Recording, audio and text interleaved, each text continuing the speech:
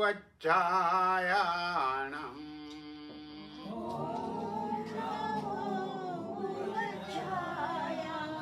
नमो लोये सब्बसाहुणम्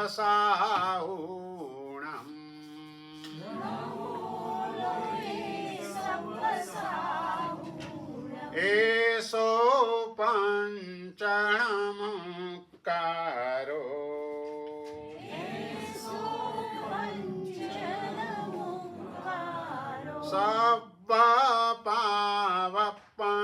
सब्बपावपणासनो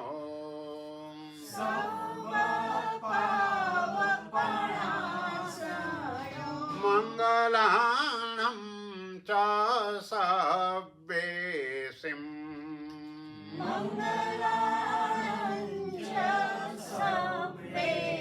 पढमं हवै मङ्गलम्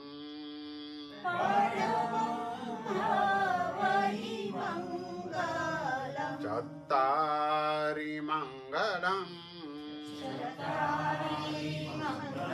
अरिहन्ता मङ्गलम्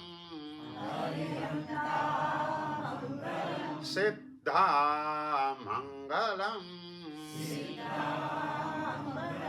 साहू मङ्गलम्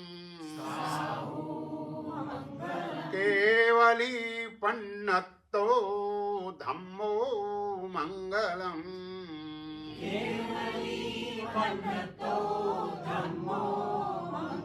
चत्तारि लोगुत्तमा अरिहन्ता लोगुत्तमा सिद्धा लोगुत्तमा साहू लोगुत्तमा केवली पन्नत्तो धम्मो लोगुत्तमो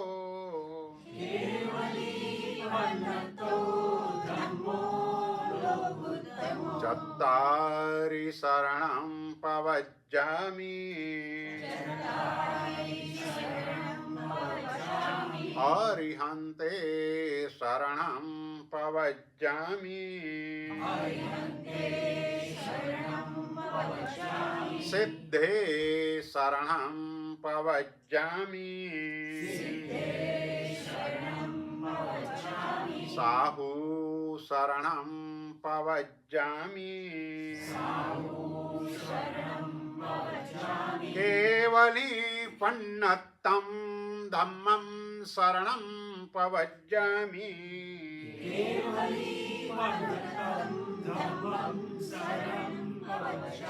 निब्बाणमार्गे वरजानकप्पां पाणासियासे सत्कुवैदप्पं मायां जीर्णानं शरणं भुवाणं नमामि नित्यं द्विजगपहाणं। 12 नवकार।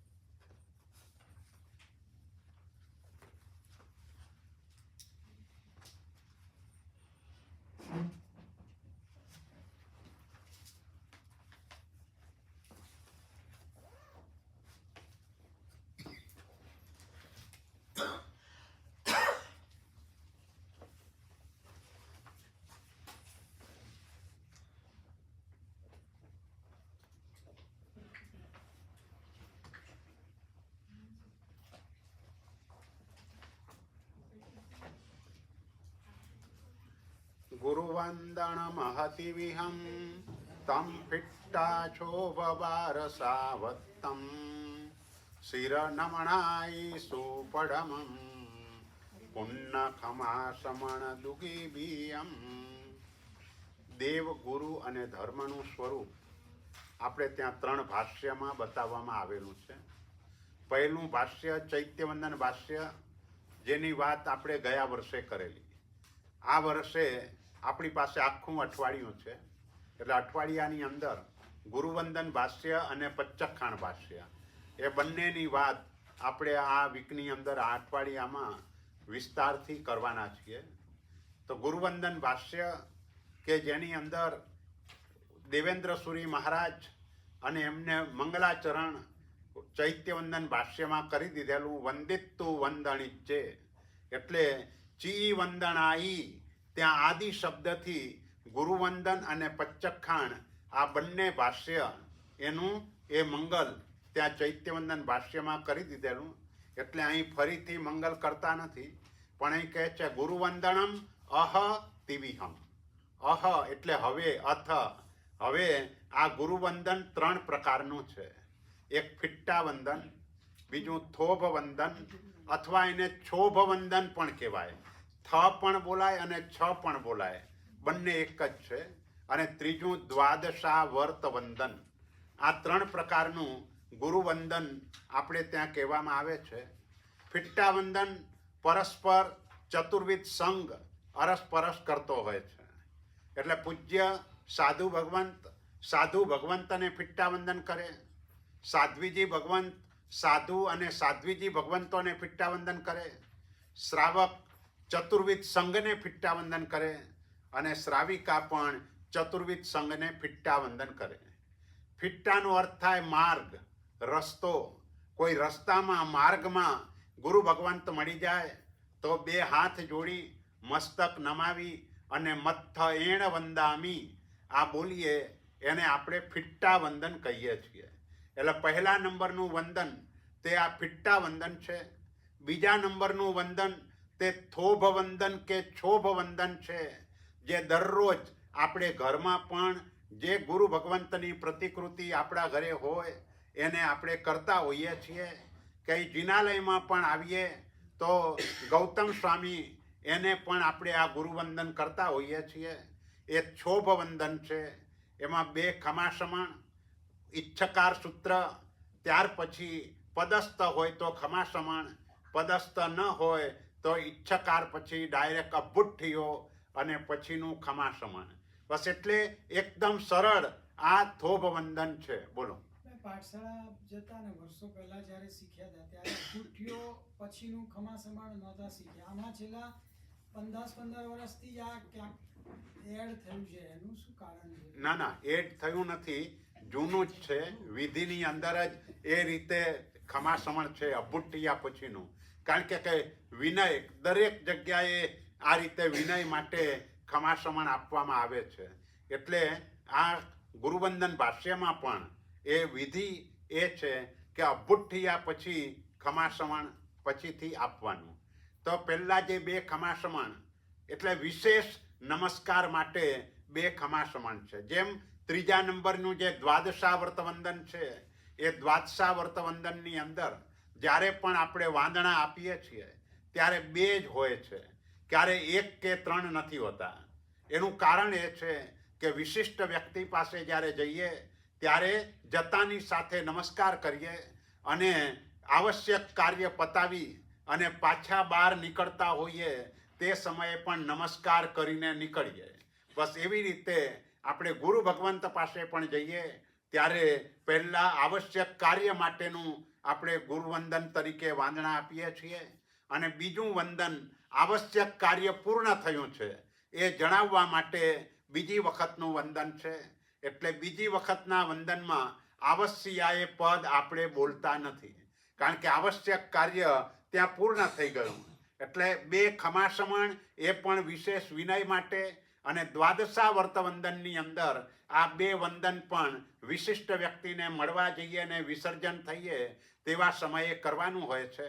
એટલે વ્યવહાર આપણો જે પ્રકારનો છે એ જ પ્રકારની આ ગુરુ મહારાજને પણ વંદન છે. વ્યવહારમાં આપણને કોઈ મળે તો પહેલાં પ્રણામ કરીએ છીએ. અહીં ગુરુ એ વિશેષ વ્યક્તિ છે એટલે એને ડબલ પ્રણામ કરીએ છીએ, 2 વખત ખમાસમણ આપીએ છીએ. ત્યાર પછી શરીર અંગેના સમાચાર લઈએ છીએ, ભાઈ મજામાં છો ને? એમ ઈચ્છકાર સૂત્ર દ્વારા પણ આપણે ગુરુ મહારાજને 5 ક્વેશ્ચન પૂછી અને આપણે એને સાતા પૂછીએ છીએ. અને ત્યાર પછી આપણે છૂટા પડતી વખતે જે અપરાધ થયા હોય એની ક્ષમા યાચના કરીએ છીએ, સોરી કહીને છૂટા પડીએ છીએ. અહીં સોરી એ આપણો શબ્દ છે, પણ અહીં પારિભાષિક શબ્દ તરીકે મિચ્છામી દુક્કડમ એ પારિભાષિક શબ્દ છે. તો એ રીતે આપણે છૂટા પડતી વખતે કરીએ અને પછી વિનય માટે ફરીથી પાછું ખમાસમણ આપીએ. આ રીતે આપણી આ થોભ વંદન એટલે કે છોભ વંદન એની આ ગુરુવંદનની વિધિ છે. ઈચ્છકાર સૂત્ર એમાં જે 5 ક્વેશ્ચન પૂછાય છે એમાં ઈચ્છકાર સુહરાઈ ક્વેશ્ચન તરીકે જ બોલવાનું.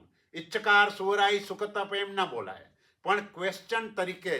અને એ સુહરાઈ એ ત્યાં સુધી બોલવાનું કે જ્યાં સુધી પૂરી મઢનું પચ્ચખાણ ના આવે ત્યાં સુધી સુહરાઈ. ઘણા લોકો એમ સમજે કે ભાઈ 12 વાગ્યા સુધી સુહરાઈ અને 12 વાગ્યા પછી સુહદેવસી. એવું નથી. આપણું એક્ઝેક્ટ પૂરી મઢનું પચ્ચખાણ ના આવે ત્યાં સુધી સુહરાઈ બોલવાનું. પૂરી મઢના પચ્ચખાણ પછી સુહદેવસી બોલવાનું. પણ બંને ના બોલાય. ઘણા લોકો બંને બોલે, ઈચ્છકાર સુહરાઈ સુહદેવસી એ બંને નથી બોલવાના. અને જ્યારે પૂરી મઢ સુધીનું પચ્ચખાણ હોય ત્યારે ઈચ્છકાર સુહરાઈ આ 1 ક્વેશ્ચન. બીજો ક્વેશ્ચન સુખતપ. ત્રીજો ક્વેશ્ચન શરીર નિરાબાધ. ચોથો ક્વેશ્ચન સુખ સંયમ યાત્રા નિર્વહો છોજી. 5મો ક્વેશ્ચન સ્વામી, ત્યાં સંબોધન, સ્વામી સાતા છેજી. અને ત્યાર પછી ગુરુ મહારાજ જવાબ આપે, દેવ ગુરુ પસાય. ત્યાર પછી કહેવાનું ભાત પાણીનો લાભ દેજોજી. ગુરુવંદન વખતે ગુરુના જવાબની રાહ ન જોઈએ અને એમને ભાત પાણીનો લાભ દેજોજી બોલી જઈએ તો એ યોગ્ય નથી. એટલે આપણે એમને પૂછીએ છીએ, એમની પાસેથી જવાબ લેવાનો છે. એ દેવ ગુરુ પસાય કે ત્યાર પછી જ ભાત પાણીનો લાભ દેજોજી. એટલે આ રીતે 5 ક્વેશ્ચન. અને જુઓ, દરેક સૂત્રની અંદર આગળ ઈચ્છામી, ઈચ્છકાર, ઈચ્છાકારેણા, દરેક જગ્યાએ આ ઈચ્છા શબ્દ મૂકવામાં આવે છે. એનું કારણ એ છે કે સાધુની 10 પ્રકારની સામાચારી છે. એમાંની પહેલી જ સામાચારી ઈચ્છકાર સામાચારી છે. એટલે ઈચ્છાપૂર્વક આ રીતે જે પણ વંદન કરતા પહેલા પણ ગુરુની ખરેખર તો રજા લેવાની હોય છે. ગુરુ મહારાજ રજા આપે ત્યાર પછી વંદન વિધિ કરવાની હોય છે. એ વાત આપણે દ્વાદશાવર્ત વંદનની અંદર કરીશું. પણ કહેવાનો આશય એ છે કે આ રીતે હું ઈચ્છું છું આપની રાત્રિ સુખપૂર્વક પસાર થઈ, આપનો દિવસ સુખપૂર્વક પસાર થયો. સુખ તપ, આપને તપશ્ચર્યાની સુખસાતા છે. કોઈ એમ કે ભાઈ એ તો રોજ નવકારસી કરે છે, તો કેમ સુખ તપ? તો નવકારસી કરતા હોવા છતાં પણ એમના જીવનમાં દરરોજ 12 પ્રકારનો તપ હોય છે. એક પણ દિવસ એવો નથી હોતો કે 12માંથી એક પણ તપ ઓછો હોય. એટલે 12 પ્રકારના તપથી તેઓ યુક્ત છે. અને મુખ્ય કિંમત તો અભ્યંતર તપની છે. અને અભ્યંતર તપ એમનામાં વિશેષ રૂપે છે. માટે અહીં તપશ્ચર્યાની આપણે સુખસાતા પૂછીએ છીએ. શરીર નિરાબાધ, આપનું શરીર પીડા રહિત છે ને, એ રીતે પૂછીએ છીએ. કારણ કે શરીર સારું હોય તો ધર્મની આરાધના વધારે સારી રીતે થઈ શકે. શરીરને ઉપકરણ તરીકે સમજી અને આપણે એમની સુખસાતા પૂછીએ છીએ. સુખ સંયમ યાત્રા નિર્વહો છોજી. સંયમ પણ યાત્રા છે. જેમ તીર્થયાત્રા છે એમ સંયમ પણ યાત્રા છે. યાત્રા એટલે જ્યાં જવાથી આપણા આત્માનું રક્ષણ થાય એને યાત્રા કહેવાય. તો એમના માટે સંયમ યાત્રા છે. સંયમ દ્વારા એમના આત્માનું રક્ષણ થાય છે. એટલે આપ સુખપૂર્વક સંયમ યાત્રામાં પ્રવર્તો છો. અને ત્યાર પછી સ્વામી એટલે હે ગુરુજી, સાતા છેજી, આપના સાતા છે એ કે દેવ ગુરુ પસાય. દેવ અને ગુરુની કૃપાથી સાતા છે. ત્યાર પછી આપણે વિનંતી કરીએ, ભાત પાણીનો લાભ દેજોજી.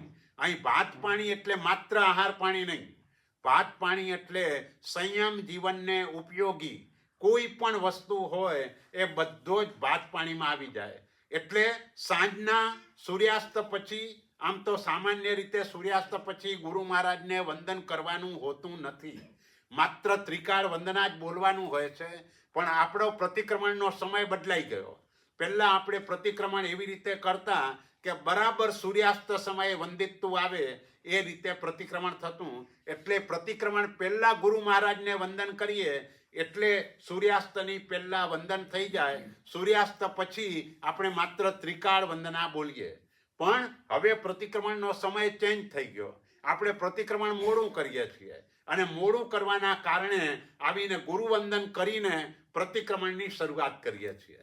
કેટલાક લોકો અહીં પણ એવું સમજે છે કે ભાઈ આપણે સામાયિક લઈએ એટલે નવકાર પંચેન્દ્રિયથી સ્થાપના સ્થાપી દીધી અને પછી આપણે ગુરુવંદન કરી લેવાનું. એવું નથી. એમાં ખમાસમણ એ જ ગુરુવંદન છે. ત્યાં કને આખું ગુરુવંદન કરવાની જરૂર નથી.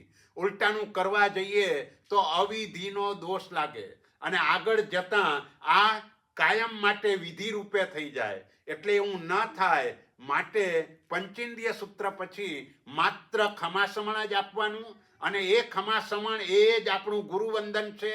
ત્યાં ઈચ્છકાર અભુઠ્ઠીઓ એ રીતે ગુરુવંદન કરવાનું હોતું નથી. બોલો. તો એ તમે કીધું પ્રતિક્રમણ લેતા હોય ત્યારે, પણ હા. સપોઝ આપણે ઘરે એમને એમ સામાયિક કરતા હોય તો સામાયિક લીધા પછી ગુરુવંદન કરાય ખરું? આમ તો ખરેખર તો માત્ર જો સામાયિક જ લેતા હોઈએ તો સામાયિકમાં ગુરુવંદન કરવા કરતા જે પહેલા જ જે ગુરુ મહારાજનો ફોટો હોય એને ગુરુવંદન કરીને પછીથી સામાયિક લેવું એ વધારે યોગ્ય છે. કારણ કે સામાયિકનો મુખ્ય આશય ક્ષમતા ભાવનો છે. હવે આજકાલ આપણે સામાયિકમાં બધું વ્યાખ્યાન પણ સાંભળતા થઈ ગયા એ જુદી વાત છે. સામાયિકમાં ખરેખર તો કારણ કે વ્યાખ્યાનમાં પણ જે કથાઓ ગુરુ મહારાજ કહે એ કથાઓમાં પણ અમુક વખતે હાસ્ય રસ ને એ બધું આવતું હોય. તો તેવા સમયે આપણું સામાયિકમાં જે ક્ષમતા ભાવ જોઈએ એ ન ટકે અને આ રીતે થાય. પણ હવે ત્યાં એવું સમજવાનું, ભાઈ શાસ્ત્રાત રૂઢિ બલી, શાસ્ત્ર કરતાં પણ રૂઢિ બળવાન છે. એટલે આ રૂઢિને ગુરુ મહારાજે રોકી નથી. ગીતાર્થ એવા ગુરુ ભગવંતોએ એનો નિષેધ કર્યો નથી. માટે આપણે આ રીતે ક્રિયા ચાલુ રાખવાની, બંધ નથી કરવાની. પણ કહેવાનો આશય એ કે મૂળ સામાયિકનો અર્થ થાય ક્ષમતા ભાવમાં રહેવું. ક્ષમતા ભાવ એટલે ન રાગ કે ન દ્વેષ, બીજી પ્રવૃત્તિ કરવા કરતાં સ્વાધ્યાય આદિની અંદર આપણો આ ભાવ બરાબર જળવાઈ રહે. એટલે એ રીતે કરવું તે વધારે યોગ્ય છે. હા, એટલે આપણે વાત એ કરી રહ્યા છીએ કે ઈચ્છકાર સૂત્ર એના દ્વારા ગુરુ મહારાજને આપણે આ ક્વેશ્ચન પૂછીએ છીએ. એટલે સૂત્ર એ જ રીતે બોલવાનું. આપણા જે 5 સમવાય કારણો છે, 5 સમવાય કારણ એટલે કાળ, સુહરાઈ તો આ કાળ છે. તમારી રાત્રિ કે દિવસ સુખપૂર્વક પસાર થયો. સુખ તપ એ પુરુષાર્થ છે, તપનો પુરુષાર્થ થયો. શરીર નિરાબાધ, આપનું શરીર પીડા રહિત છે ને, તો એ જે છે એ કર્મ થયું. ત્યાર પછી સુખ સંજમા યાત્રા નિર્વહો છોજી એ સ્વભાવ થયો. સ્વામી સાતા છેજી એ ભવિતવ્યતા થઈ. એટલે આ રીતે 5 સમવાય કારણો ઈચ્છકાર સૂત્રની અંદર ગોઠવાયેલા છે અને એ રીતે આપણે ગુરુવંદન આ કરવાનું હોય છે. એના પછી પદસ્થ હોય. ઈચ્છકાર સુહરાઈ એ કાળ, સુખ તપ એ પુરુષાર્થ, શરીર નિરાબાધ એ કર્મ, સુખ સંજમા યાત્રા નિર્વહો છોજી એ સ્વભાવ અને સ્વામી સાતા છેજી એ ભવિતવ્યતા. આ રીતે આ આપણું 5 સમવાય કારણો આ સૂત્રની અંદર સમાયેલા છે. અને કોઈ પદસ્થ હોય તો એના વિશેષ વિનય કરવા માટે આપણે એક ખમાસમણ વધારે આપીએ છીએ. અને પદસ્થમાં ક્રમ એવો હોય, પહેલા મુનિ હોય, મુનિ પછી ભગવતીજી સૂત્રના યોગોદ્વહન કરે, ત્યાર પછી એને ગણિપદ પ્રદાન કરવામાં આવે. એટલે ગણિપદ પ્રદાન થયું એટલે એમને ભગવતીજી સૂત્ર ભણવાનો અધિકાર પ્રાપ્ત થયો. જ્યાં સુધી આ યોગોદ્વહન ન થાય ત્યાં સુધી ભગવતીજી સૂત્ર ભણી શકાય નહીં. એટલે આપણે ત્યાં કોઈ પણ સાધ્વીજી ભગવંત એમને ભગવતીજી સૂત્ર ભણવાનો અધિકાર નથી. માટે સાધ્વીજી ભગવંતને આના જોગ પણ ન હોય અને ગણિપદ પણ ન હોય. એટલે કોઈ પણ પ્રકારનું પદ સાધ્વીજી ભગવંતને આ રીતે આપણે આપતા નથી. અને એનું કારણ એ છે કે અતિશય ગંભીરતા આ સૂત્રો માટે જોઈએ અને એવી ગંભીરતા સ્ત્રીમાં સહજ સ્વભાવે ઓછી હોય. અને આ બહુલતાની દ્રષ્ટિએ છે. કોઈક અમુક અપવાદરૂપ કિસ્સાઓ હોય જુદી વાત છે, પણ આ રીતે પહેલા ગણિપદ અપાય, ત્યાર પછી પન્યાસપદ અપાય. પન્યાસપદનો અર્થ એ કે તમને 45 આગમ ભણવાનો અધિકાર પ્રાપ્ત થાય. અને ગણી પછી પન્યાસપદ માટે કોઈ હવે જોગ કરવાના રહેતા નથી. બધા જ જોગ ગણી પદવી સુધી થઈ જાય. પન્યાસપદમાં એને 45 આગમ ભણવાની અનુજ્ઞા પ્રાપ્ત થઈ શકે. આજકાલ મોટા ભાગે મહાત્માની ગણી અને પન્યાસ એ બંને પદ સાથે અપાતા હોય છે. મોટા ભાગે પન્યાસ પદ પછી ઉપાધ્યાય પદ, વચ્ચે એક પદ છે પ્રવર્તક પદ પણ છે.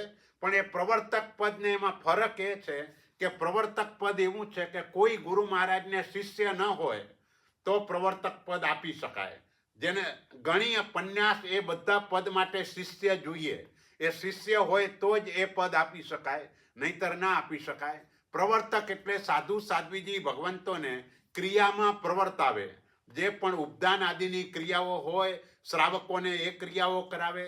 આમ સામાન્ય નિયમ એ કે જે મહાત્માએ મહાનિશિત સૂત્રના યોગોદ્વહન કર્યા હોય એ મહાત્મા ઉપદાન વગેરેની ક્રિયા કરાવી શકે.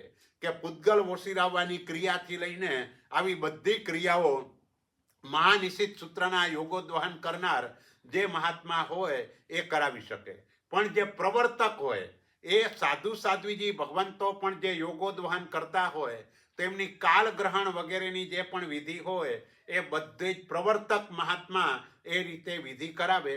પણ એ હોય તો, ન હોય તો બીજા મહાત્મા પણ કરાવી શકે. ત્યાર પછીનું ઉપાધ્યાય પદ, આજકાલ એનું પ્રમાણ બહુ ઓછું છે. પણ એ ઉપાધ્યાય પદ એટલે પૂજ્ય સાધુ સાધ્વીજી ભગવંતોને સારી રીતે અધ્યયન કરાવવાનું કાર્ય તે મોટા ભાગે, એટલે ઉપાધ્યાય એટલે સૂત્રની બેંક કહેવાય. અને આચાર્ય ભગવંતો એ બેંકની મૂડીથી વ્યાપાર કરે. એટલે આચાર્યો છે જીન ધર્મના દક્ષ વ્યાપારી સુરા, ઉપાધ્યાયો ગણધરતણા સૂત્રદાને ચકોરા. એટલે ઉપાધ્યાય ભગવંત એ રીતે જીન શાસનમાં સૂત્રની બેંક એના સ્વામી એ છે. એટલે બધાને સૂત્રનું અધ્યયન કરાવવાનું કાર્ય તે ઉપાધ્યાય ભગવંતનું. અને ત્યાર પછી આચાર્ય પદ એ રીતે પણ અપાય. એ પછી એ શાસન પ્રભાવનાના કાર્યો એમના દ્વારા કરીને થાય. એટલે આચાર્ય પદમાં પુણ્યની વિશેષતા હોય. જે આચાર્ય પદ હોય વિશિષ્ટ પ્રભાવશાળી હોય, જે પુણ્ય જેનું ઉત્કૃષ્ટ પ્રકારનું હોય એમને આચાર્ય પદ સુધી પણ પહોંચાડવામાં આવે છે. તો આ રીતે આ બધા પદો છે. અને એ પદસ્થ મહાત્મા જે પણ હોય એને ઈચ્છકાર પછી એક ખમાસમણ આપી અને ક્ષમાપના માટે અભ્ભુઠ્ઠી આ સૂત્ર દ્વારા કરી અને આપણે ક્ષમા યાચના કરીએ છીએ. અને ત્યાર પછીનું વિનય માટેનું એક ખમાસમણ છે. હજુ પણ આગળ વધીને કોઈને પચ્ચખાંડ લેવું હોય તો પચ્ચખાંડ લીધા પછી પણ ખમાસમણ આપવાનું. આ ખમાસમણ આપ્યા પછી ઈચ્છકારી ભગવાન પસાય કરી પચ્ચખાંડનો આદેશ આપશો જી. એટલે ગુરુ મહારાજ પચ્ચખાંડ આપે, પણ પચ્ચખાંડ આપી દીધા પછી પૂર્ણ જ થઈ જતું. ત્યાં પણ પાછું ખમાસમણ આપવાનું આવે.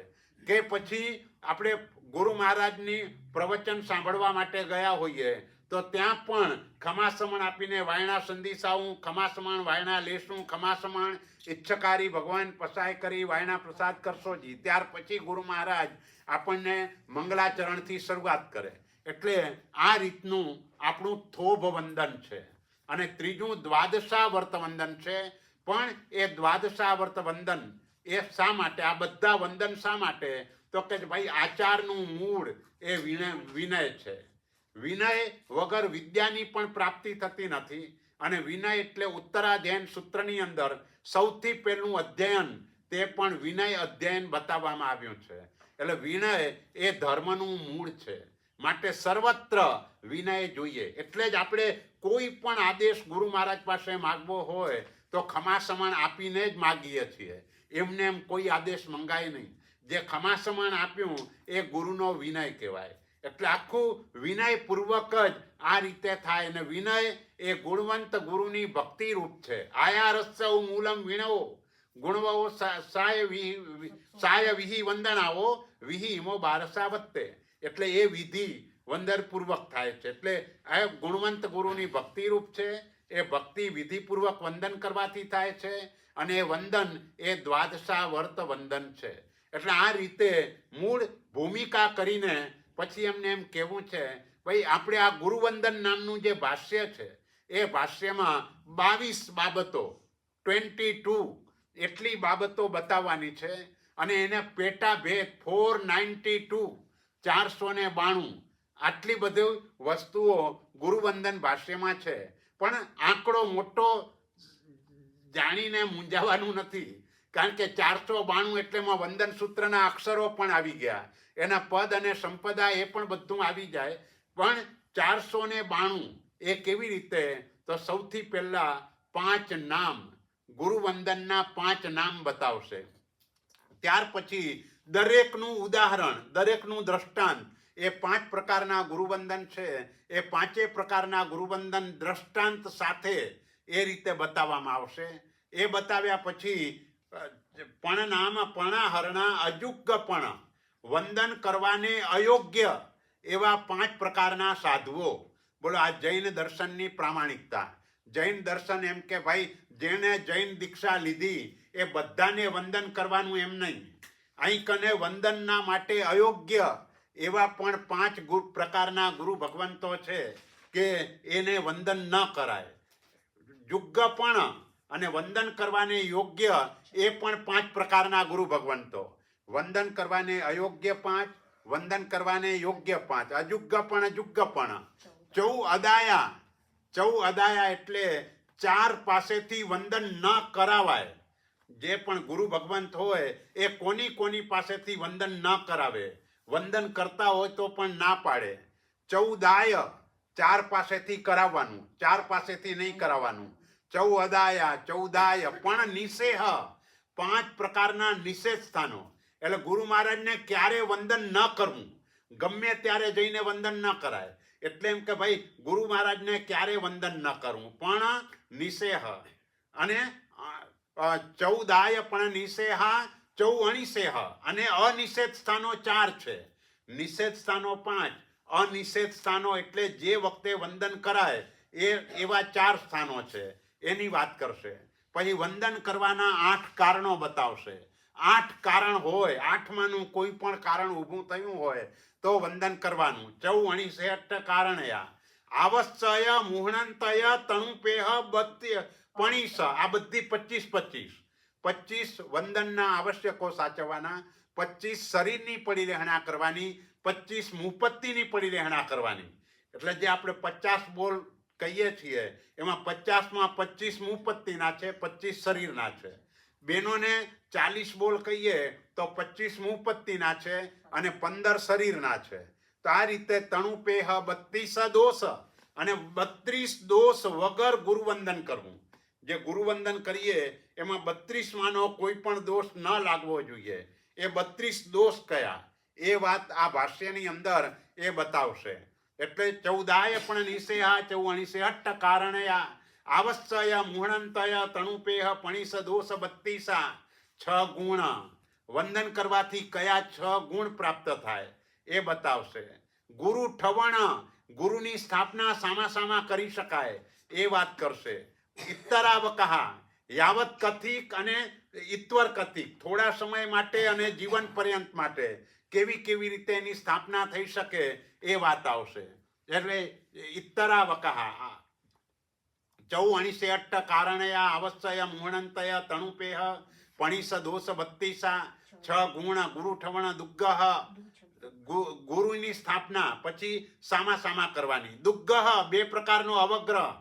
જગન્યથી કેટલો અવગ્રહ રાખવાનો, ઉત્કૃષ્ટથી કેટલો અવગ્રહ રાખવાનો, સ્વપક્ષમાં કેટલો રાખવાનો, પરપક્ષમાં કેટલો રાખવાનો એ બતાવશે. દુગ્ગહ એટલે એ રીતે દુગ્ગહ, એના પછીની ગાથા દુ 26 અક્ષર, 226 અક્ષરો. જે આપણે વંદન સૂત્ર બોલીએ એમાં 226 અક્ષરો, એમાં 25 ગુરુ અક્ષર એટલે જોડાક્ષરો આવશે. દુ 26 અક્ષર ગુરુ પણીસા, પય અળવન્ન 58 પદો, 6 ઠાણા 6 સ્થાનો. એટલે જ્યારે ગુરુવંદન કરીએ ત્યારે 6 જગ્યાએ આપણે અટકવાનું અને એ 6 જગ્યાએ ગુરુ મહારાજ આપણને જવાબ આપે. એટલે 6 ગુરુના વચનો, પહેલા 6 સ્થાન, પછી 6 ગુરુના વચનો, પછી 33 આસાતનાઓ. એનો ત્યાગ કરીને ગુરુને વંદન કરવાનું. આસાયણ તિત્તિસમ, દુવિહી 2 પ્રકારની વિધિ. સવારનું સંક્ષિપ્ત પ્રતિક્રમણ કેવી રીતે કરવું, સાંજનું સંક્ષિપ્ત પ્રતિક્રમણ કેવી રીતે કરવું એ વાત બતાવશે. અને આવા 22 દ્વાર અને એના પેટા ભેદ 492. આટલી બાબતો આ ગુરુવંદન ભાષ્યમાં બતાવવામાં આવશે. એટલે આ પ્રસ્તાવના, આપણે કોઈ પણ પુસ્તક તમે વાંચો તો શરૂઆતમાં પ્રસ્તાવના હોય, એમાં આખો વિષય બતાવી દે. એમ અહીં પણ આમાં વિષય બતાવી દીધો કે આ ભાષ્યની અંદર આટલી વસ્તુઓ દેવેન્દ્ર સુરી મહારાજ આપણને બતાવવાના છે. અને હવે એની શરૂઆત પહેલું જ દ્વાર છે પ્રણાનામ. એટલે આ વંદન સૂત્રના 5 નામ છે. એટલે વંદનના 5 પ્રકારના વંદન છે. વંદન કર્મ, ચિતિ કર્મ, કૃતિ કર્મ, પૂજા કર્મ અને વિનય કર્મ. આ 5 પ્રકારના વંદન છે. ફરીથી વંદન કર્મ. વંદન કર્મ એટલે મન, વચન અને કાયાથી વંદન કરાય, નમસ્કાર કરાય તે વંદન કર્મ. ચિતિ કર્મ, ચી ધાતુ છે સંસ્કૃતમાં. ચીનો અર્થ એકઠા કરવું, ભેગું કરવું. તો રજોહરણ એટલે ગુરુ મહારાજ માટે ઓઘો, આપણા માટે ચરવડો. તો એવી રીતે એના દ્વારા કરીને શુભ કર્મો, પુણ્ય કર્મ એકઠું કરવામાં જે કારણરૂપ છે એને ચિતિ કર્મ કહેવાય. પછી કૃતિ કર્મ, આ 5માં સૌથી વધારે મહત્વનું આ કૃતિ કર્મ છે. એ કૃતિ કર્મ એટલે માત્ર ને માત્ર મોક્ષના માટે આપણે ગુરુ મહારાજને જે નમસ્કાર કરીએ એટલે મોક્ષાર્થે ગુરુ વિનય જે થાય એ કૃતિ કર્મ છે. એટલે આપણા બધાનું લક્ષ્ય આ ગુરુવંદન દ્વારા પણ મોક્ષનું જ હોવું જોઈએ. કોઈ પણ ક્રિયા કરીએ એ દરેક ક્રિયામાં લક્ષ્ય માત્ર ને માત્ર મોક્ષનું હોય અને તો જ તે શુદ્ધ ક્રિયા થાય. એટલે અહીં જે વંદનની વાત છે તે સદગુરુ ભગવંતો. સદગુરુ, કારણ કે આગળ આપણે એ વાત આવશે કે પાર્શ્વસ્થ આદિ સાધુને વંદન વગેરે ન કરાય. તો કોને વંદન કરવાનું? તો કે જે સદગુરુ ભગવંતો હોય. અને સદગુરુ કોને કહેવાય? તો કે જે આપણા આત્માને પરમાત્માની સાથે જોડી આપે એવા ગુરુ, અથવા જે આપણા આત્માની ચિંતા કરે એવા પ્રકારના ગુરુ, એને સદગુરુ કહેવાય. તો આવા જે સદગુરુ છે, સદગુરુ, આમ ગુ એટલે અંધકાર અને રૂ એટલે દૂર કરનાર. આપણા આત્માના અજ્ઞાન અંધકારને જે દૂર કરે એને આપણે ગુરુ તરીકે સ્વીકારીએ છીએ. અને અહીં ગુરુ એટલે પંચ મહાવ્રતધારી, એ જ ગુરુ તરીકે લેવાય. ખમાસમણ પંચ મહાવ્રતધારીને જ આપવાનું હોય. બીજા કોઈ કહેવાતા જે ગુરુઓ હોય એને આ ખમાસમણ આપીને વંદના કદાપી ન થાય. એટલે જેણે જૈન દીક્ષા લીધેલી છે, એટલે કે 5 મહાવ્રતોનો આજીવન સ્વીકાર કરેલો છે, એ જ આપણા ગુરુ ભગવંત હોય. અને એમાં પણ સદગુરુ એટલે જે આપણા આત્માની ચિંતા કરતા હોય, આપણને પરમાત્માની સાથે જોડી આપે એવા પ્રકારના જે ગુરુ ભગવંતો હોય એને અહીં વંદન કરવાની વાત છે. અને એવા ગુરુને આપણે મોક્ષાર્થે એટલે મોક્ષના માટે આપણો આત્મા શીઘ્ર મુક્તિ ગતિમાં પહોંચે. અહીં ગુરુને વચ્ચે મૂકવાનું કારણ જ એ છે, પહેલા દેવ એટલે ભગવાનને ઓળખાવનાર એ ગુરુ મહારાજ છે અને ધર્મને સમજાવનાર પણ ગુરુ મહારાજ છે. એટલે દેવ તત્વ પહેલા, ધર્મ તત્વ પછી. કારણ કે પચ્ચખાણ એ ધર્મ સ્વરૂપ છે. જો પચ્ચખાણ ન હોય તો ધર્મ જ ન કહેવાય. એટલે જે ત્રીજું ભાષ્ય છે પચ્ચખાણ ભાષ્ય, એ ધર્મ સ્વરૂપ છે. તો એ ધર્મનું પણ બતાવનાર તે સદગુરુ ભગવાન છે. એટલા માટે એ ગુરુ એનો મહિમા આપણે ત્યાં વિશેષ છે. તો તો આવા ગુરુ ભગવંતોને જે મોક્ષના માટે થઈને આપણે નમસ્કાર કરીએ તે કૃતિ કર્મ કહેવાય છે.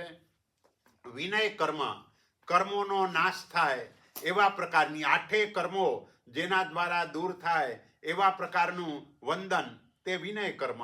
અને પૂજા કર્મ એટલે મન વચન અને કાયાનો પ્રશસ્ત વ્યાપાર. પ્રશસ્ત એટલે શુભ, વ્યાપાર એટલે પ્રવૃત્તિ.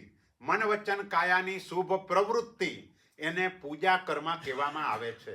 તો આ રીતે આ 5 પ્રકારના વંદન દ્રવ્યથી પણ કરાય અને ભાવથી પણ કરાય. દ્રવ્યથી એક દ્રવ્ય શબ્દ ગૌણ કહેવાય. દ્રવ્યથી જે વંદન કરીએ એનો લાભ ઓછો મળે, ભાવથી વંદન થાય એનો લાભ વધારે મળે. તો અહીં એમ કહે છે ભાઈ દ્રવ્ય એટલે એક તો ભાવ વગર વંદન કરીએ તે દ્રવ્ય કહેવાય.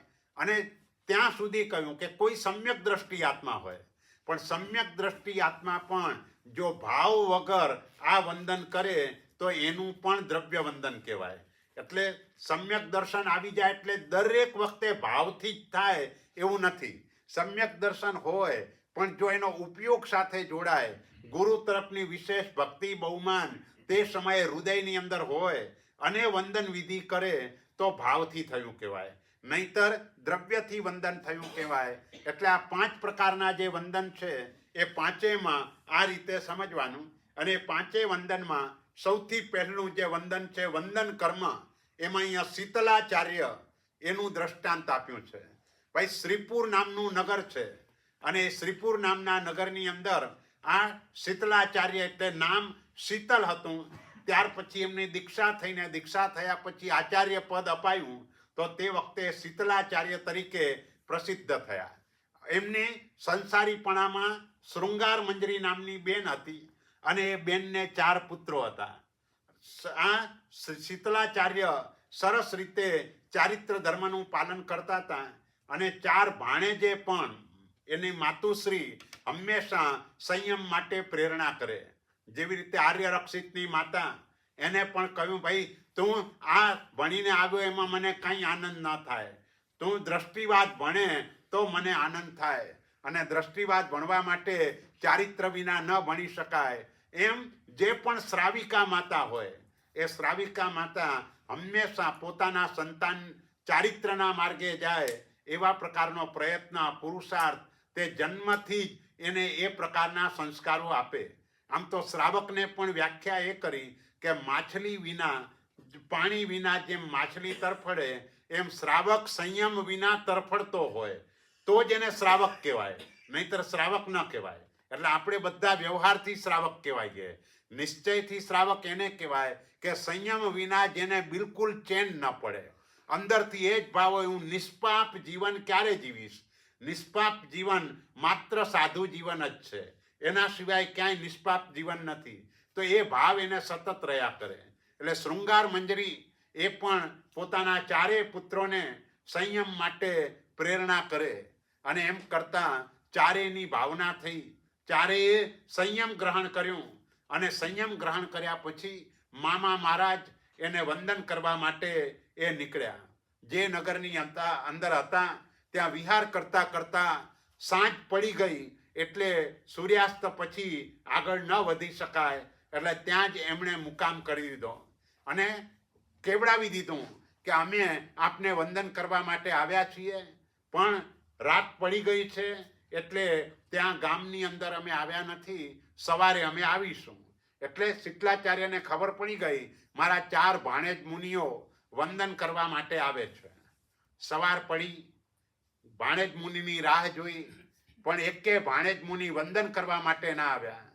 એટલે ગુસ્સામાં આવી અને એ પોતે સામે ચાલીને ગયા.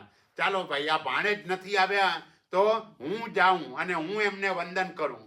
હકીકતમાં બન્યું તો એવું કે આ 4 ભાણેજ મુનિઓ તે વખતે રાત્રિના સમયે કાયોત્સર્ગ ધ્યાનમાં રહ્યા અને કાયોત્સર્ગ ધ્યાનની અંદર જે શુભ ભાવો કહો એ શુભ ભાવો ભાવતા ભાવતા ભાવતા શુક્લ ધ્યાનની અંદર ક્ષપક શ્રેણી માંડી દીધી અને 4ને કેવળ જ્ઞાન થઈ ગયું. એટલે હવે જે કેવલી હોય એ તો એ રાગદ્વેષ વગરના થઈ ગયા. પહેલા મામા મહારાજ તરીકે વંદન કરવા જવાનું હતું, હવે તો કંઈ રાગદ્વેષ છે નહીં. હવે મામા મહારાજ છે કે આવો કોઈ જાતનો વિકલ્પ હોય નહીં, એટલે એ ત્યાં જ રહ્યા. અને શીતલાચાર્યે ગુસ્સામાં આવીને ભાણેજ મુનિને વંદન કર્યું. કારણ કે એમને એમ હતું કે ભાઈ ત્યાં જાય તો ઊભા તો થાય, વિનય તો કરે, સામે લેવા પણ જાય, પણ આ તો કેવડી છે, એટલે હવે એ વ્યવહાર પણ એને કરવાનો ન હોય, એટલે એમને વધારે ગુસ્સો આવ્યો કે આ લોકોએ દીક્ષા લઈ લીધી, હજુ આટલોય વિનય નથી. અને એમ કરીને પોતે વંદન કરવા લાગ્યા. અને પોતે ભાણેજ મુનિને વંદન કર્યું. ત્યારે ભાણેજ મુનિએ કહ્યું, તમારું દ્રવ્યથી વંદન થયું છે, હવે ભાવથી વંદન કરો. અરે ભાઈ, તમને કેવી રીતે ખબર પડી? તો કે જ્ઞાનથી. કયા જ્ઞાનથી? અપ્રતિપાતી જ્ઞાનથી. શીતલાચાર્ય સમજી ગયા કે આને કેવળ જ્ઞાન થયું છે. એટલે પછી એમને ભાવથી વંદન કર્યું. એટલે પહેલી વખતનું જે વંદન થયું તે શીતલાચાર્યનું દ્રવ્યથી વંદન થયું. અને પછીથી જે બીજી વખત વંદન કર્યું એ ભાવથી વંદન થયું. અને ભાવથી વંદન કર્યા પછી પોતાના દોષોનો પશ્ચાતાપ કરવા લાગ્યા. મેં કેવલીની આસાધના કરી, અને આસાધનાનો પશ્ચાતાપ કરતા કરતા એમને પણ કેવળ જ્ઞાન થઈ ગયું. એટલે આપણે જો જૂની વાતો જે પણ સાંભળીએ છીએ બધામાં કેવળ જ્ઞાન આવી રીતે થઈ જતું આપણે જોઈએ છે. જેમ ખંદક મુનિની પણ ચામડી ઉતરાવનાર રાજા, એ પણ ઓલે દીક્ષા લઈને આ પશ્ચાતાપમાં એ પણ કેવળ જ્ઞાન પામીને મોક્ષે ચાલ્યા ગયા. આપણે તો કોઈ દિવસ આવા પાપનો વિચાર સુદ્ધાય નથી કરતા, અને તોય આપણને કાંઈ નથી થતું. કેમ? એ લોકોનું જે પણ સંઘયણ બળ હતું, આપણી પાસે સંઘયણ બળ છેલ્લા નંબરનું છે. એટલે છેલ્લા નંબરના સંઘયણથી તીવ્ર પશ્ચાતાપ પણ થતો નથી. અમુક લિમિટ સુધીનો જ પશ્ચાતાપ થાય, એનાથી વધારે પશ્ચાતાપ ન થાય. એટલે આપણને લાભ પણ ઓછો, નુકસાન પણ ઓછું. લાભ ઓછો એ દ્રષ્ટિએ કે તમે ધર્મ આરાધના પણ કરો તો ઉપર જાઓ તો વધારે વધારે ચોથા દેવલોક સુધી જ જવાય, અને કોઈ વધારે પાપ કરે તો એ કર્મ સત્તા એને બીજી નરક સુધી મોકલે. પણ કોઈક વધારે હોશિયારી કરીને વધારે પાપ કરવા જાય તો પછી કર્મ સત્તા ત્યાં કે ભાઈ મારે તને નરકમાં નથી મોકલવો, હવે હું તને 48 મિનિટ માટે તંદુલિયા મત્સ્ય તરીકે મોકલી દઉં, ત્યાંથી 7મી નરકમાં જજે. એટલે એમ કરીને એ રીતે મોકલે. એમ કોઈ વધારે ધર્મ કરતો હોય તો કર્મ સત્તા કે ભાઈ મારે તને દેવલોકમાં નથી મોકલવો, જા પેલા મહાવીર ક્ષેત્રમાં જ ચાલ્યો જા. ભગવાન પાસે જઈને 8 વર્ષની ઉંમરે દીક્ષા લે અને કેવળ જ્ઞાન પામીને ત્યાંથી જ મોક્ષે ચાલ્યો જાય. એટલે કહેવાનો આશય એ છે કે સંઘયણ બળ ભલે ગમે તેટલું નબળું હોય, પણ આવા નબળા સંઘયણમાં પણ આપણે આપણા સંસારને ટૂંકાવી શકીએ છીએ. અહીંથી ડાયરેક્ટ ભલે મોક્ષે ન પહોંચાય, પણ જે મોક્ષે જવાની તીવ્ર ઈચ્છા અને એ માટે કરેલી જે આરાધના સાધના, એ આપણને મહાવિદ્ય ક્ષેત્ર સુધી આ રીતે મોકલીને એ તરત જ કેવળ જ્ઞાન પામીને મોક્ષે જઈ શકાય. જેમ અનુપમા દેવી, દેવચંદ્રજી મહારાજ, એ આ બધાના ઉદાહરણો છે. એટલે કહેવાનો આશય એ છે કે આ દ્રવ્ય વંદન થયું અને ભાવ વંદન, શીતલાચાર્યનું આ વંદન કર્મ થયું. ત્યાર પછીનું બીજા નંબરનું જે કર્મ છે એ ચિતિ કર્મ. ચી એટલે એકઠા કરવું, જેનાથી પુણ્ય કર્મ ભેગું થાય. આવા પ્રકારનું જે વંદન એને ચિતિ કર્મ કહેવાય. તો એમાં ક્ષુલ્લકાચાર્યનું દ્રષ્ટાંત આપ્યું છે. ક્ષુલ્લક આચાર્ય, ક્ષુલ્લક એટલે નાની ઉંમરના, અને નાની ઉંમરનાને ગુરુએ યોગ્ય જાણી અને આચાર્ય પદ આપી દીધું. એમનાથી પણ મોટા બીજા ઘણા મહાત્માઓ હતા, પણ એમને લાગ્યું કે આ આચાર્ય પદ માટે યોગ્ય છે, એટલે એમને આચાર્ય પદ આપી દીધું. ગુરુ મહારાજ કાળધર્મ પામી ગયા, અને એક વખતે આ ક્ષુલ્લકાચાર્ય એને સંયમ છોડવાની ઈચ્છા થઈ. એને થયું ભાઈ આ દીક્ષા મને જોઈતી નથી, દીક્ષાને છોડવી હતી. અને દીક્ષાને છોડવા માટે થઈ. હવે આચાર્ય મહારાજ એકલા તો સ્ટંડીલ જાય નહીં, એની જોડે કોઈને કોઈ બીજા મહાત્માઓ પણ જોડે હોય. એટલે મહાત્માઓ જોડે ગયા, પણ મહાત્માઓને ભૂલ ભૂલામણીમાં એ વૃક્ષોવાળો રસ્તો હતો, એટલે એમાં વચ્ચેથી આંટી ઘૂંટીમાં ક્યાંક દૂર ચાલ્યા ગયા. અને એને કારણ કે દીક્ષા છોડવી જ હતી, અને દીક્ષા છોડવા માટે એ આવી રીતે ગયા. ત્યાં કુદરતી કોઈ ખીજડાનું વૃક્ષ હતું, એની કોઈ પૂજા કરતું હતું. તો તે વખતે એને પૂછ્યું, તમે આ વૃક્ષની કેમ પૂજા કરો છો? આમાં તો કાંઈ ગુણ નથી, તોય તમે એની પૂજા કરો છો.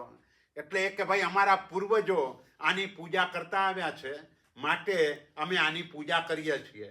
એટલે તરત જ પોતાને ભાન થયું કે મારા કરતાંય બીજા મોટા હતા અને હું સાવ જ નિર્ગુણ, અને નિર્ગુણ હોવા છતાં પણ ગુરુએ મને આચાર્ય પદ આપવાનો નિર્ધાર કર્યો ને આચાર્ય પદ આપ્યું. જો ગુરુએ મારા ઉપર આટલો વિશ્વાસ મૂક્યો તો મારાથી વિશ્વાસઘાત કેવી રીતે થાય? એટલે દીક્ષા છોડી નહીં, પણ છોડવાનો ભાવ હતો, છોડવાનો પરિણામ હતો, અને એમાં સ્થિર થઈ ગયા. અને સ્થિર થયા પછી ઘણા સમયે ઉપાશ્રયમાં પાછા આવ્યા ત્યારે આ બધા મહાત્માઓ રાહ જોઈને બેઠેલા હતા. પણ ભલે બીજી રીતે એમને દીક્ષા છોડવાની કે કંઈ વાત ન કરી, પોતે પ્રાયશ્ચિત્ત કરી લીધું. પ્રાયશ્ચિત્ત કરીને, કારણ કે પ્રાયશ્ચિત્ત હંમેશા છેદ સૂત્રના આધારે કરવાનું હોય. આમ સામાન્ય નિયમ એવો કે કોઈ ગચ્છાધિપતિ પણ હોય, એનાથી પણ ભૂલ થાય તો એમને પણ પ્રાયશ્ચિત કોઈની પાસે તો લેવું જોઈએ. જે પણ પછી બીજા ગીતાર્થ ગુરુ ભગવંત હોય એની પાસે જઈને પ્રાયશ્ચિત લે. એવી રીતે એ વ્યવસ્થા આપણે ત્યાં આજે પણ છે. આજે પણ જે ગીતાર્થ ગુરુ ભગવંતો ગચ્છાધિપતિ શ્રીઓ હોય એ પણ પોતાનું પ્રાયશ્ચિત બીજાની પાસેથી લે. માત્ર પોતે છેદસૂત્ર ભણેલા છે એટલે એના આધારે પ્રાયશ્ચિત ન કરી શકે, પણ બીજાને જણાવવું જોઈએ, ગુરુને જણાવવું જોઈએ, અને ગુરુ એ પ્રમાણે પ્રાયશ્ચિત આપે. તો આમને પણ આ રીતે પ્રાયશ્ચિત્ત પોતાનું કરી લીધું, પોતાના આત્માને શુદ્ધ કર્યો. એટલે કહેવાનો આશય એ કે પહેલા જે ચારિત્ર છોડવાનો ભાવ થયો એ એમનું દ્રવ્ય ચિત્તી કર્મ હતું. દ્રવ્ય ચિત્તી કર્મ એટલે જે કર્મ ભેગું થયું તે પાપ કર્મ ભેગું થયું. ચી એટલે એકઠું કરવું. એટલે સંયમ છોડવાનો જે ભાવ મનની અંદર ઉત્પન્ન થયો અને એ જે થયું તે દ્રવ્યથી, અને પછી અહીં આવીને સંયમમાં સ્થિર થયા એ ભાવચિત્તી કર્મ. કારણ કે પેલો પશ્ચાતાપ થયો, પશ્ચાતાપ કરીને પેલા કર્મને ખલાસ કરી નાખ્યું, અને હવે એ જ રજોહરણ વગેરે દ્વારા જે ધર્મ ક્રિયાઓ વગેરે કરે છે, પડિરેહાણ, પ્રતિક્રમણ આદિ આ ક્રિયાઓ દ્વારા કરીને પુણ્ય કર્મ એ પણ ઉપાર્જન થાય છે. આમ તો પૂજ્ય સાધુ સાધ્વીજી ભગવંતો એના માટે મુખ્યપણે પ્રધાનપણે સંવર નિર્જરા છે, પુણ્ય પ્રધાનપણે નથી. એટલે કોઈ પણ સાધુ સાધ્વીજી ભગવંતો ઠંડીલ પણ જાય તો એનાથી પણ એની કર્મની નિર્જરા થાય, કારણ કે ત્યાં પણ સમિતિ અને ગુપ્તિનું પાલન કરે. એટલે સાધુ સાધ્વીની પ્રત્યેક ક્રિયા સંવર અને નિર્જરાને કરાવનારી છે. એનું કારણ શું? તો કે સાધુ સાધ્વી અષ્ટ પ્રવચન માતાનું પાલન કરે છે. હવે અષ્ટ પ્રવચન માતા એ સંવરનો પ્રકાર છે. આપણે જે સંવરના 57 ભેદ કહીએ એ 57માં આ સૌથી પહેલા 8 ભેદ તે અષ્ટ પ્રવચન માતાના છે. અને સાધુ જીવનમાં 12 પ્રકારનો તપ દરરોજ હોવાના કારણે નિર્જરા પણ વિશેષ પ્રમાણમાં થતી હોય. એટલે સાધુ સાધ્વીના જીવનમાં પ્રધાનપણે સંવર અને નિર્જરા હોય, પણ ગૌણપણે પુણ્ય કર્મ ઉપાર્જન થઈ જાય છે. એટલે બાય પ્રોડક્ટ તરીકે, આમ એના માટેનો પ્રયત્ન નથી, પણ સાધુ પ્રવચન આપે એટલે સ્વાભાવિક રીતે જ પુણ્ય કર્મ ઊભું થાય. એક વખતે કનક સુંદર વિજયજી મહારાજ ઉપાધ્યાય હતા, કાળધર્મ પામી ગયા હમણાં, અને એમણે જયઘોષસુરી મહારાજ સાહેબને પ્રશ્ન કર્યો, અને પ્રશ્ન કરવા કરતાં પણ એમને પોતાની રજૂઆત કરી. સાહેબ, અહીં તો બધા જે પ્રવચનકારો છે એની પાસે લોકોની લાઈન લાગે છે, અને અમારા જેવા સાઈડમાં બેસીને સાધના કરતા હોય તો કોઈ આવતું પણ નથી. એટલે આપે કંઈક એવું કરવું જોઈએ કે જેથી કરીને જે પણ લોકો ગુરુ મહારાજ પાસે આવે તો છેવટે બધા પાસે જઈને મથૈણ વંદામી પણ કહે. ત્યારે જયઘોષસુરી મહારાજે બહુ જ સરસ ખુલાસો કર્યો. એમને તરત જ જવાબ આપ્યો જયઘોષસુરી મહારાજ સાહેબે, ભાઈ તમારી વાત સાચી, તીર્થંકર પરમાત્મા અને સામાન્ય કેવલી આ બંનેનું જ્ઞાન એક સરખું છે, બંને કેવલ જ્ઞાનવાળા છે. જ્ઞાનાવરણીય કર્મનો બંનેનો ક્ષય થયો છે, બંનેનું ચારિત્ર સરખું છે, યથાખ્યાત ચારિત્ર છે. એટલે બંનેનું જ્ઞાન સરખું, બંનેનું ચારિત્ર સરખું. તો એ તીર્થંકરને કેવળ જ્ઞાન થાય એટલે કરોડો દેવો આવીને ત્યાં કને સંવસરણ વગેરેની રચના કરે, અને સામાન્ય કેવલીને કેવળ જ્ઞાન થાય તો કદાચ કોઈ ના આવે એવું બને.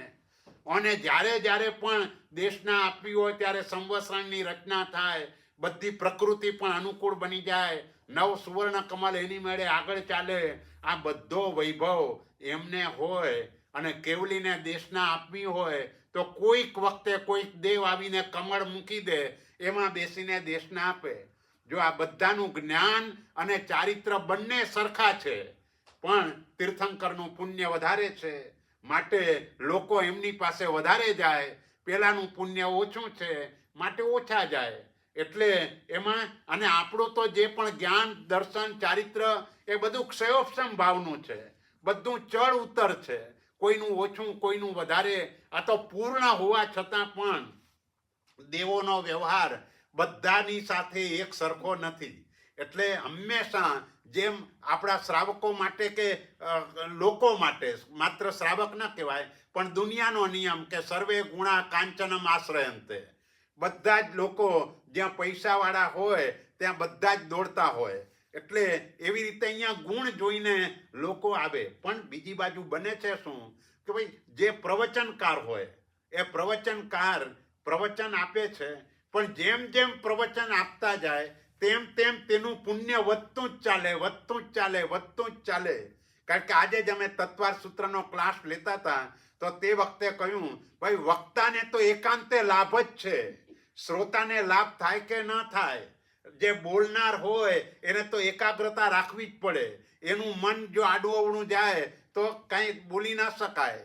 સાંભળનાર તો સાંભળીને જીવનમાં ઉતારે તો લાભ થાય, અથવા તો કલાક સુધી સાંભળ્યું એટલા પૂરતો લાભ થયો, અથવા સાંભળ્યા પછી જેટલા અંશે જીવનમાં ઉતર્યું એટલો જ લાભ થયો.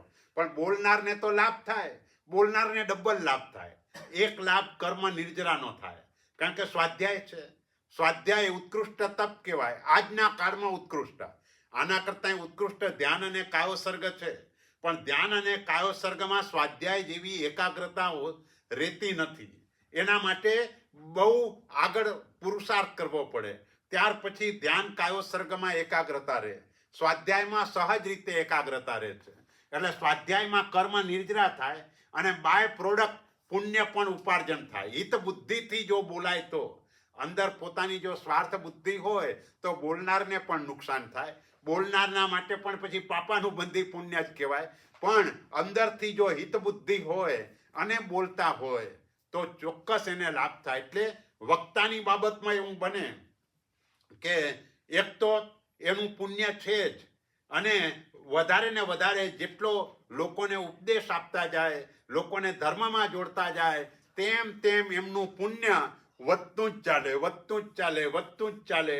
એટલે એ રીતે વધે છે. અને સાઈડમાં બેસીને જે મહાત્માઓ સાધના કરે છે એની નિર્જરા વધે છે, આમને નિર્જરાય થાય છે અને પુણ્ય પણ વધે છે. એટલે બંને રીતે આ ચાલુ જ રહેવાની આ ઘટમાળ. એટલે કહેવાનો આશય એ કે આવી રીતે ક્ષુલ્લકાચાર્ય એનું દ્રવ્યથી અને ભાવથી આ રીતનું ચિત્તી કર્મ થયું. પછી કૃતિ કર્મ જે મુખ્ય છે એની અંદર કૃષ્ણ મહારાજા અને વીરક સાળવી એનું દ્રષ્ટાંત આપ્યું છે કે આ કૃષ્ણ મહારાજા એ હંમેશા ગુરુ મહારાજ પાસે જઈને, આમ તો આ જે વીરક જે છે એને એવો નિયમ હતો કે રોજ કૃષ્ણ મહારાજાના દર્શન કરી અને પછી જ મોઢામાં પાણી નાખવું, આવો એક નિયમ. અને કૃષ્ણ મહારાજા ચોમાસાના 4 મહિના એ બહાર નીકળતા નહીં, કારણ કે પછી તો ક્ષાયિક સમ્યક્ત્વ પ્રાપ્ત થયું. એટલે તે વખતે પછી એ બહાર નહોતા નીકળતા. એટલે વીરક સાળવીને 4 મહિના સુધી એનું મોઢું નહોતું જોયું. એટલે 4 મહિના સુધી આહાર પાણી લીધેલા નહીં.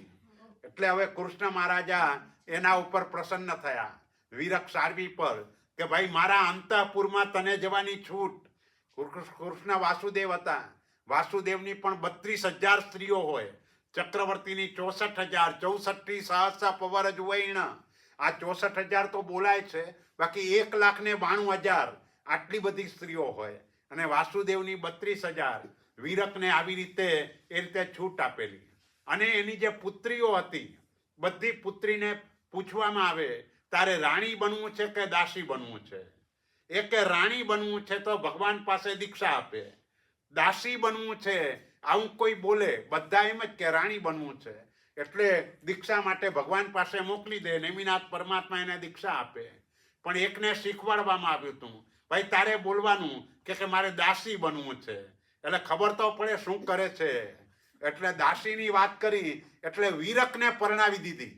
જે એનો ઓલી સાથે રહેનારો જે વીરક સાળવી એનો નોકર કહેવાય એક ટાઈપનો, તો એને પરણાવી અને વીરકને ફરજ પાડી તારે આની પાસે સખત મજૂરી કરાવવાની, સખત ઘરકામ કરવાનું, 1 મિનિટ પણ નવરી ન પડે એ રીતે એની પાસે કામ કરાવવાનું.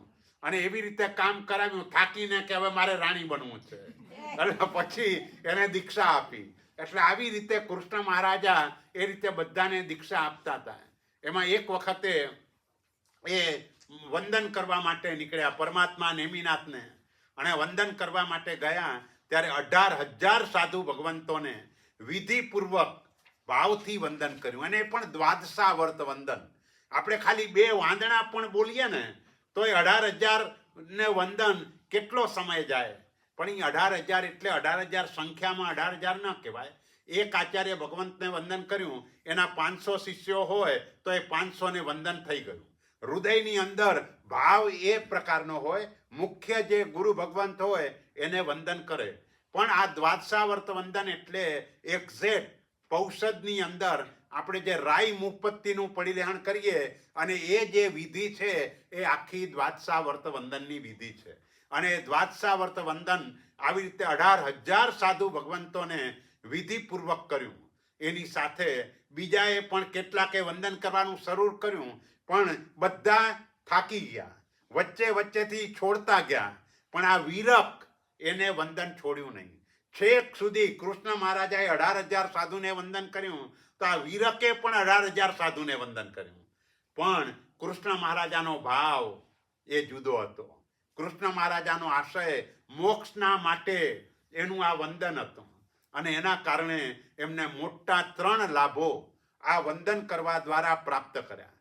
પેક્તોક્ષાયિક સંકિત એની પ્રાપ્તિ આ 18,000 સાધુ ભગવંતોને વંદન કરવાથી થઈ. બીજા નંબરમાં 7મી નરકની જગ્યાએ 3જી નરક, અને 3જા નંબરમાં આવતી 24માં 12માં તીર્થંકર બનવાનું કર્મ, તીર્થંકર નામ કર્મ. આ 3 મોટા લાભો ગુરુવંદન કરવા દ્વારા કૃષ્ણ મહારાજાને પ્રાપ્ત થયા. એટલે કૃષ્ણ મહારાજાનું આ જે વંદન થયું તે ભાવથી વંદન થયું. પણ હવે શેઠ કરે તો નોકર પણ પાછળ કરે, પણ એનો કોઈ ભાવ ન હોય એટલે એને અકામ નિર્જરા થાય. એટલે વીરકે જે 18,000 સાધુઓને એની સાથે વંદન કર્યું તો એના માટે અકામ નિર્જરા. એટલે વીરકનું વંદન એ દ્રવ્ય વંદન, દ્રવ્ય કૃતિ કર્મ. અને કૃષ્ણ મહારાજાએ જે ભાવપૂર્વક, ઉલ્લાસપૂર્વક, ભાવ એટલે ઉલ્લાસ, અતિશય ઉલ્લાસ.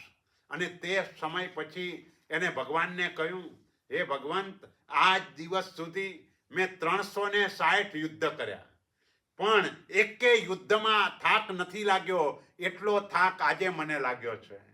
ત્યારે ભગવાન નેમિનાથે કહ્યું, ભાઈ તમે થાક લાગ્યો નથી, થાકને ઉતાર્યો છે. અને જ્યારે એનો ફલાદેશ કર્યો, આવતી 24માં હોશો તીર્થંકર, તુમ પદવી અમ સરખી, મારા જેવા જ તમે બનવાના છો. અને આવો ખુલાસો કર્યો. એટલે કહ્યું, હે ભગવાન, એમ છે હું બીજી વખત 18,000 સાધુને વંદન કરું, કારણ કે મારે તો નરકે નથી જવું. આ 7મી નરકની જગ્યાએ જો હું 3જી નરક આવી ગયો, 7મી નરકમાં 33 સાગરોપમનું આયુષ્ય હોય, અને અહીં વધારેમાં વધારે 7 સાગરોપમનું આયુષ્ય હોય, એનાથી વધારે ન હોય. 33માંથી 7માં આવી ગયો, હવે બીજી વખત 18,000ને વંદન કરું તો આ 7 ચાલ્યા જાય ને ઉપરથી એ રીતે જાય. કે ભગવાન કે ના ભાઈ, હવે ફળની તને ખબર પડી ગઈ. આ તે વંદન કરેલું તે નિષ્કામ ભાવે કરેલું. તે આ વંદન માત્ર મોક્ષની ઈચ્છાથી, મારે બધા જ કર્મથી મુક્તિ થાય અને ગુરુ તરફના બહુમાન ભાવના કારણે તે આ પ્રકારનું વંદન કરેલું, એટલે તને લાભ થયો. પણ હવે આને કોઈ રોકી શકે એમ નથી. પણ આ પણ થવાનું કારણ એ હતું કે આવતી 24માં તીર્થંકર થવું હોય તો પહેલી 3 નરકમાંથી નીકળેલો જીવ જ તીર્થંકર થાય. 4, 5, 6, 7 એમાંથી નીકળેલો જીવ તીર્થંકર ના થાય. એટલે આ રીતે દ્રવ્યથી અને ભાવથી કૃતિ કર્મ કૃષ્ણ મહારાજાનું અને વિરક સાળવીનું. આ રીતે 3 દ્રષ્ટાંત આપણે જોયા.